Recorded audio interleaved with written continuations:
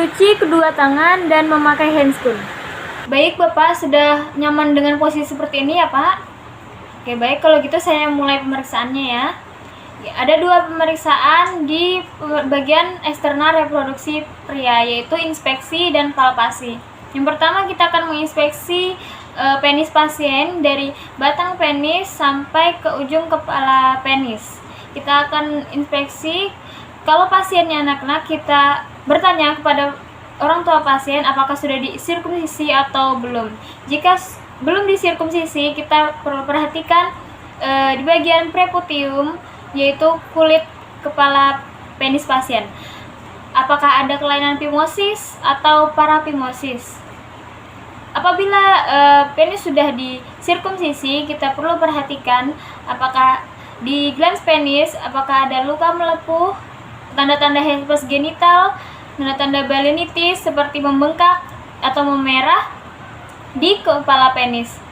Dan juga kita akan melihat di bagian meatus uretra apakah ada iritasi, erythroplasmia, ataupun ada candyloma acuminata.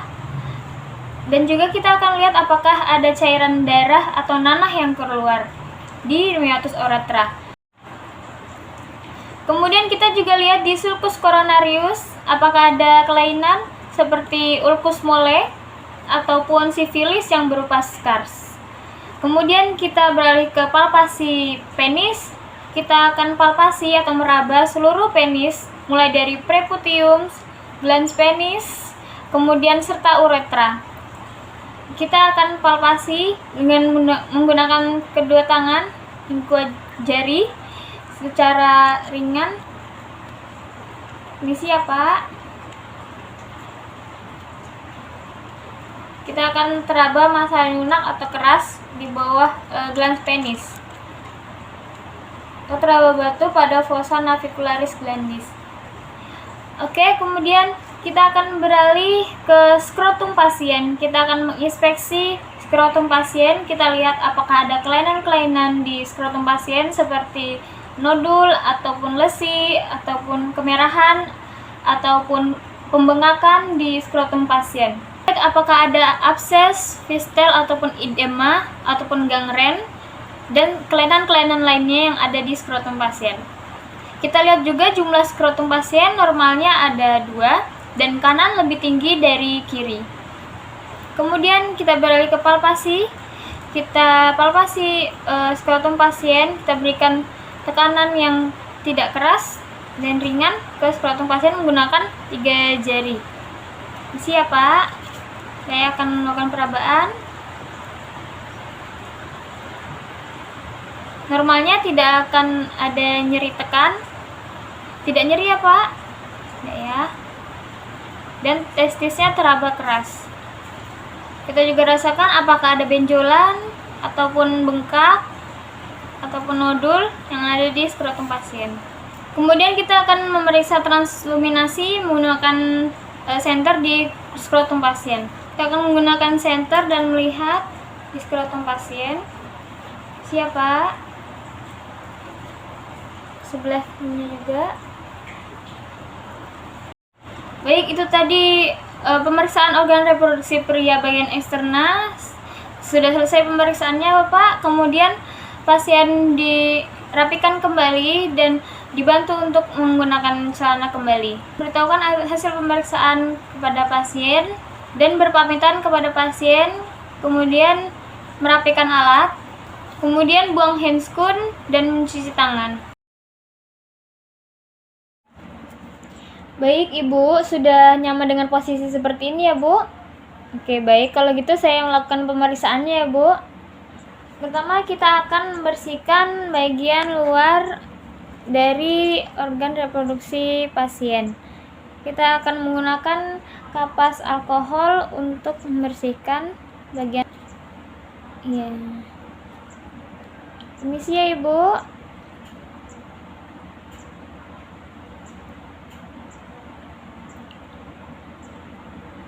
Oke, Ibu.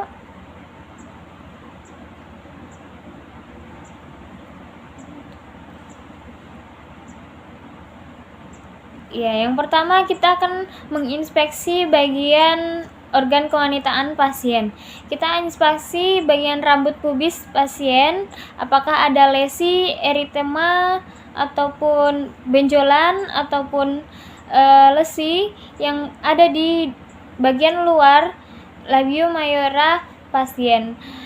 Kita amati apakah ada cairan juga yang keluar, nanah atau darah atau cairan yang lainnya. Dan kita amati juga apakah ada luka atau goresan. Kemudian kita akan masuk ke palpasi, kita meraba bagian labium maius kanan dan kiri, dan terutama di kelenjar Bartholin menggunakan ibu jari dan jari telunjuk.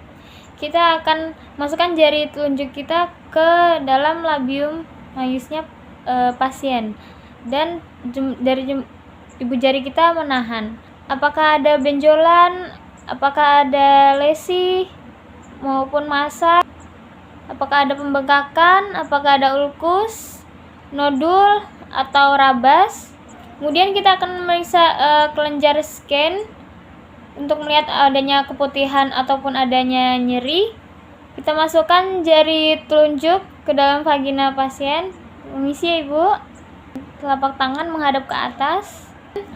Kita akan memeriksa kelenjar Bartholin untuk melihat apakah ada cairan atau nyeri. Ya, kita meraba dasar-dasar labia mayora dengan menggunakan jari dan ibu jari. Kita palpasi setiap sisinya apakah ada benjolan atau nyeri.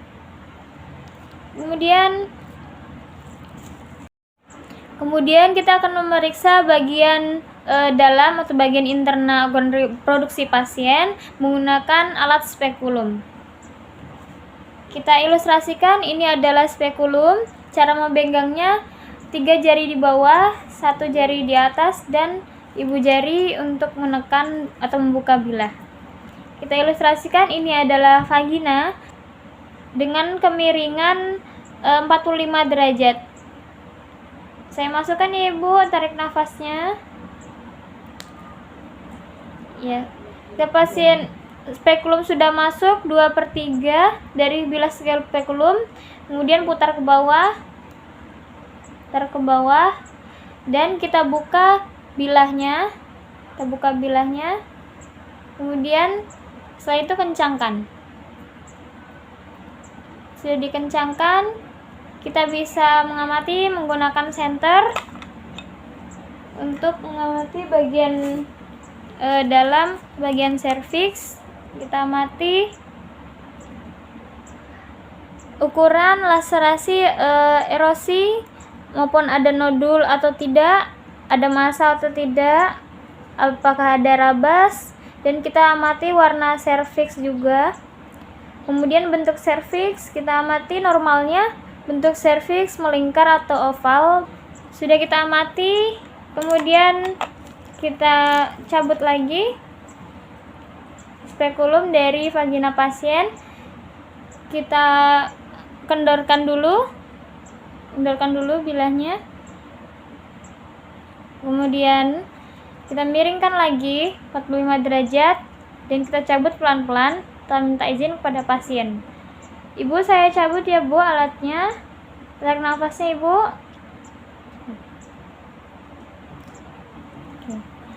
Kemudian taruh spekulum ke tempat yang sudah disediakan. Yaitu tadi pemeriksaan organ reproduksi wanita, bagian eksternal dan internal. Kemudian akan merapikan pasien dan kembalikan pasien ke posisi semula. Berpamitan kepada pasien. Ibu, sudah selesai pemeriksaannya ya Bu. Nanti hasilnya akan saya beritahu ke Ibu. Jika Ibu butuh apa-apa bisa dipanggil saya atau bisa pencet belnya ya Bu. Permisi ya Ibu. Kemudian buang sampah habis pakai yang sudah digunakan di sampah-sampah infeksius. Kemudian cuci peralatan dengan sabun dan air mengalir hingga bersih. Kemudian alatnya disterilkan lagi menggunakan alat steril. Kemudian kita lepaskan handscoon secara terbalik dan buang di tempat sampah infeksius. Kemudian kita mencuci tangan. dan dokumentasikan yang sudah kita periksakan ke catatan pasien.